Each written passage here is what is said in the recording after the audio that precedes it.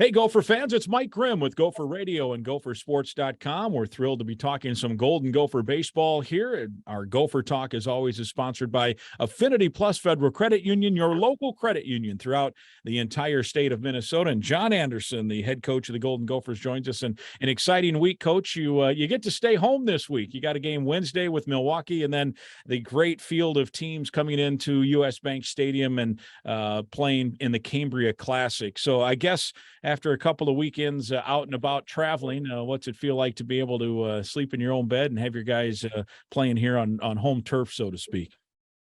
Yeah, it's this is typical of our, most years because of the climate we live in, and to play on the road early. We played 4 games the first weekend in Arizona.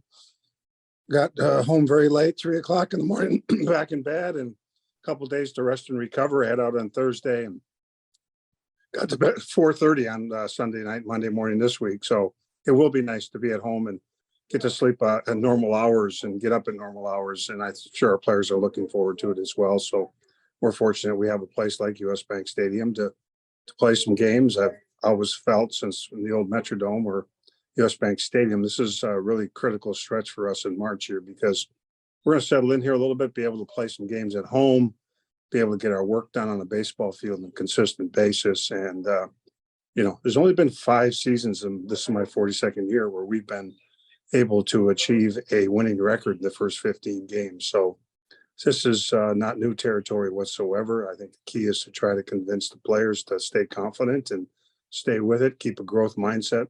This is also the youngest team I've had in my career, and a very young team. Only 3 position players that I would say have significant Division I experience. Brett Bateman is one, Brady Council and Boston Marilla. And on the mound, really, any significant experience in Division I baseball would be Richie Holitz, who transferred from Omaha a couple of years ago. We had an outstanding career there, and it was with us last year and this year. And I think if you look at the stats and performances, those are some of the people that have played the most consistent. And we're getting closer. We're fielding 970. If we were fielding 930 and hitting 230, I'd be a little more concerned. So I do think this team is climbing the ladder, and they stay with it here and remain confident. I think we can have a good team as we progress through the season. But I said at the beginning, we're going to have to be patient.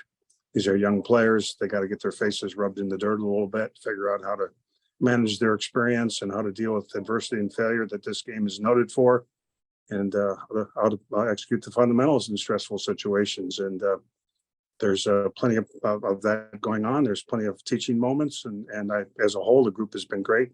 They want to learn, they want to be coached, and if they stay in that place, stay after it work ethic wise, I anticipate this team will continue to grow and get better. Yeah, you mentioned those young pups that are learning maybe here early on, especially, you practice indoors for a few months and all of a sudden you get outside and it changes things. But the good news, I suppose, on the side of that is those young guys can grow in a quick way, right? I mean, I'm guessing you saw growth from weekend 1 to weekend 2, even maybe with some of those guys, right? Yes, absolutely. Again, the more at bats you get at this level, more opportunities you have to hit with guys in scoring position, which is probably our biggest weakness right now. We're hitting 280 as a team. We've had plenty of people on base, but we've left, 63 guys on base, and we're hitting a very low clip with guys in scoring position, somewhere around 200, 211. And I think that's the part of our team that we got to get better on. That's where the experience comes to play, is face quality pitching. How do you put together a good at bat with guys in scoring position? The opposing team's not going to give in there. They're going to pitch differently than with nobody on base, and so we got to learn how to get better at that. Find people that can handle those moments. And I think on the mound, there's been good stretches, but we haven't really executed especially well in 0-2, 1-2 counts. We haven't been able to finish people off, and I think that's another area that we really need to get better at, and I believe we will. Our first pitch strikes in 2 out of 3 have been pretty good based on how we track that, but we just haven't been able to get some people and put them away, and some of those counts where you have them in your favor. And so I think we know the things we have to improve on, and if we can tick up in those areas, and I think as we tick up in those areas, I think you see the scoreboard reflect a little different outcome. You mentioned, I think, if I heard you right, you said get use this time to play these games at US Bank Stadium to get your footing under you a little bit. And how does that help that there's no travel and that you're able to to stay home and not have to spend time on an airplane?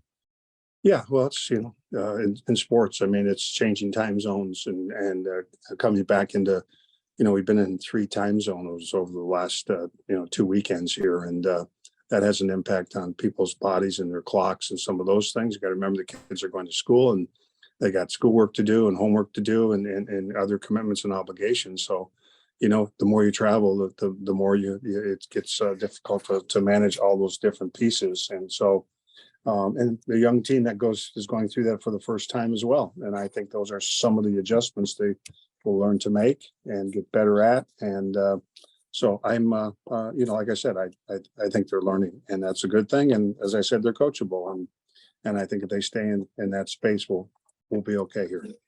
Exciting thing too about being at home here for the moment is you'll have a few fans there for sure. In this field that you've put together for the Cambria Classic, obviously Wednesday you've got the game against Milwaukee, a non-conference game, and then what a field! This might be. What do you think? It's the best field you've put together for this preseason kind of or non-conference, I guess, kind of a slate. You got some good teams here this weekend.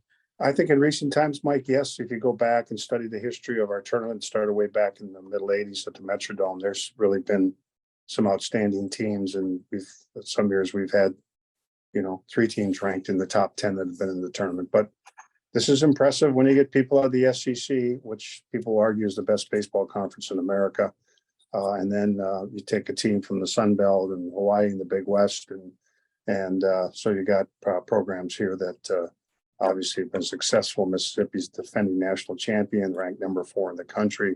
Vanderbilt historically has a solid program year in and year out. They're 10th in the country, and so yeah. And again, I think we put together a really strong non-conference schedule this year, not just this weekend in the Cambria College Classic, but going forward. And that's how you get better. I tell the kids all the time: you want to play good competition. If you want to be at that level, you want to work to be at that level. You want to be a player that can reach your potential and find out how good you really want to be, both as individuals and as a team. You got to go out there and challenge yourself and play against those people. Our goal here is just to try to get ready for the Big Ten play, get more competitive, get in the league, get in the Big Ten tournament, see if we can't do something at the end of the year. And by playing this type of competition, what we see going forward in the league, and as the year goes along, we won't see anything we haven't seen in the preseason in terms of the quality of competition, the quality of pitching we're going to face, and as well as the type of hitters our pitching staff is going to have to get out. So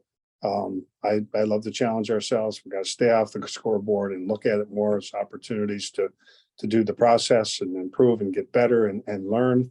And if we can, not just focus on results and the scoreboard and what everybody else thinks we should be doing in terms of expectations, I do think we can grow and get better and have a good team. And I think some of these young players are going to be really good players here as they go through their careers, and our job is to get them started here and get them pointed in the right direction so they can reach their potential throughout their career at Minnesota.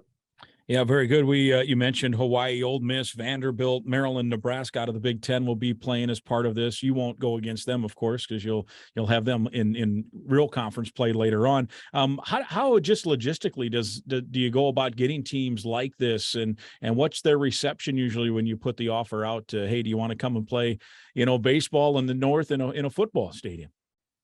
Well, I think number one, it's unique, right? It's a unique experience. I think the people that have come, the teams we've had, have had great experiences. And I think that the word spreads, and some of these guys will call somebody up that's been here and say, hey, tell me about your experience. Did you have a good experience? I'd like to play in that kind of stadium, blah, blah, blah. So, and it's a guarantee to play. I mean, let's be honest. We're still in wintertime here in a lot of parts of the country. And so it's an opportunity. The weather in Nashville is not great this time of the year all the time, right? Or even in Mississippi, although they have obviously much better weather than we do. So I think to be able to put together an opportunity to play against a field of teams of this nature in a beautiful facility and guaranteed to play, I think that's attractive to a lot of people, and in neutral site games for these people. So Maryland gets to play Mississippi in a neutral site. Now, Maryland played at Mississippi this last weekend.